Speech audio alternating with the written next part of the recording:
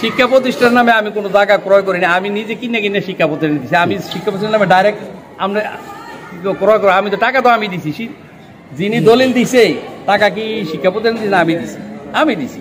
সুতরাং আমার প্রতিষ্ঠানে আমি কীভাবে এটা ডেভেলপ করবো এটা আমার দায়িত্ব, উনার না। উনি জালের বাইরে দিয়ে লাগার চেষ্টা করতেছে খাদ্যজনের লেগে, অন্য কিছু না। উনি কি ইনভেস্ট করছে 1 টাকা, যিনি লাগাই 1 টাকা করছেনি করে নাই। তো সুতরাং ওনারা এই চুলকানি কেন? হ্যাঁ, ওনারা বলেন, আপনারা মিডিয়ার মাধ্যমে জানেন, ওনারা সবাই মিলে একটা প্রতিষ্ঠান করুক না।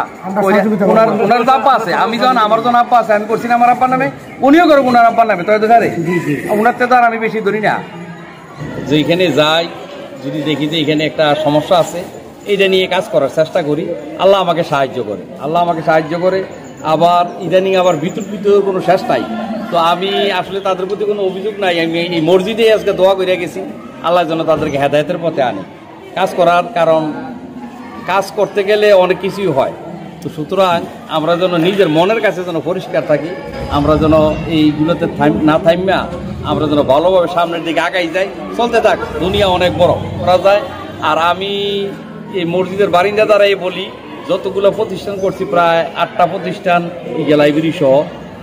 এখন বাউন্ডপাড়াতে 100 জায়গার দাম 25 লাখ টাকা। সুতরাং ওইখানে একটা ফাড়া হয়েছে, কলেজ ফাড়া। এটা আমার উদ্যোগেই 2015-তে শুরু হয়েছিল। দানি জমি ছিল, পরিত্যক্ত দানি জমি। ওইখানে প্রায় 100-এর উপর বিল্ডিং হয়েছে, 6 তলা 7 তলা। ওইখানে না গেলে আর বোঝা যাবে না যে ওইখানে কি অবস্থা হয়েছে। ওইখানে রাস্তা একটা বার করছি আমি, এটা আমার দাদার হুবত ভাই সুরুজ ভাইয়ের নামে দেওয়া হয়েছে, আমার দাদার আপন হুবত ভাই। তো সুতরাং আল্লাহর কাছে শুকরিয়া। এরপর ওইখানে একটা রাস্তাও করে দিছি আমি গত বছর, আমার নিজস্ব অর্থায়নে। রাস্তা ছিল না, খালের ফাড়ি দিয়ে ওই রাস্তাটাও করেছি।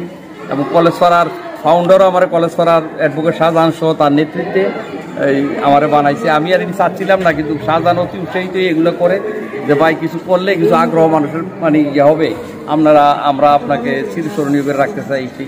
তা আমি আল্লাহর কাছে চিরস্মরণীয় থাকলেই চলবো। আর আমি এই হলফ করে বলি, স্কুল কলেজ করতে গিয়ে, আমার প্রতিষ্ঠানগুলো করতে গিয়ে আমার বাবা একজন শিক্ষক ছিল, আমার বাবার দাদাও শিক্ষক ছিল। দান্দুল প্রাইমারি স্কুল প্রতিষ্ঠাতা ছিল আমার বাবার দাদা। আমার আব্বাও একটা প্রাইমারি স্কুল করছে 1957-এ, ওইখান থেকে ওনার চাকরি জীবন শুরু। তা আমি ওই পরিবারের সন্তান। আমি যখন 10, 11 কি 12 ওই টাইমে আমার আব্বা মারা গেছে। আমরা 6 ভাই বোন। ব্যারিস্টার সৌরভ আমার ছোটো ভাই, ওই মফিজ সাহেবের ওয়াইফের ছোটো। মফিজ সাহেব বলতে যে ইসাপুরের যে আজাদ ব্রেকফিল্ড, মফিজ সাহেব আমার ছোটো বোন জামাই, উনি আমাদেরকে কাতার নিছে। এইখান থেকে শুরু হয়েছে আমাদের ওটা আর কি। এর ব্যাপারে আমি আসলে কেউ থেকে টাকা নিয়ে কাজ করি নাই। আমার অনেকেই বলছে যে সহযোগিতা করার জন্য, আমি বলছি না, আমি আমার আগের টিকে শেষ করি। আমি জীবনে বহুত কষ্ট করছি, সুতরাং আমার টিডি আছে, আমার এগুলো আমি শেষ করি। এরপরে কাম লাগলে আমি দুলাল ভাইয়ের কাছে, আজাদ ভাইয়ের কাছে, আমিনুল ইসলাম স্যারের কাছে বলে চলতে পারতেছি না, আমার সহযোগিতা। এখন পর্যন্ত আমি আপাতত ঠিক আছে। এই যে একটা কারিগরি কলেজ আর একটা নার্সিং কলেজ করার জন্য আমি জায়গা কিনে রাখছি, ইনশাল্লাহ করে যাব, আগাই যাব। আমি জমি বেচে আমি বাড়ি করছি।